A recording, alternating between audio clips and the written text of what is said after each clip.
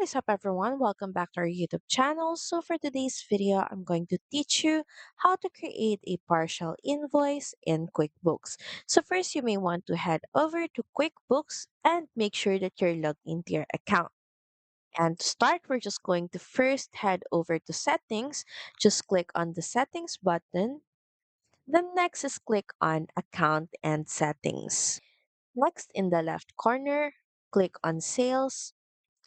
And from here, just scroll down until you get to Progress Invoicing. Then just click on this.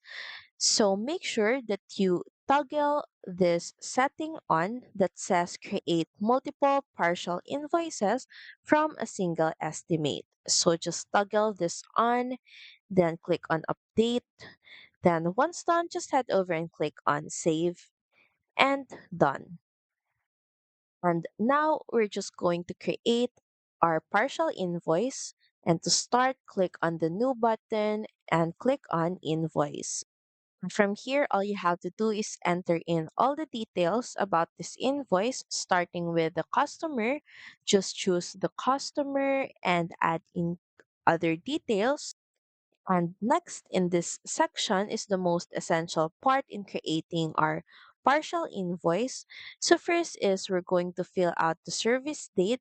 So say for example, the date today and select product and service, quantity, rate, and in the amount section, say for example, the total amount is $1,000. So since we're creating a partial invoice, you can set this to the partial amount. Say, for example, 500, 250, 100, depending on the amount that you're going to enter. So once everything is done, you can proceed by saving this and close. So that's pretty much it. Thank you very much for watching this video. I hope that you find this video helpful. And if you do, please don't forget to like, share, and subscribe to the channel. Now we'll see you again on the next one. Bye!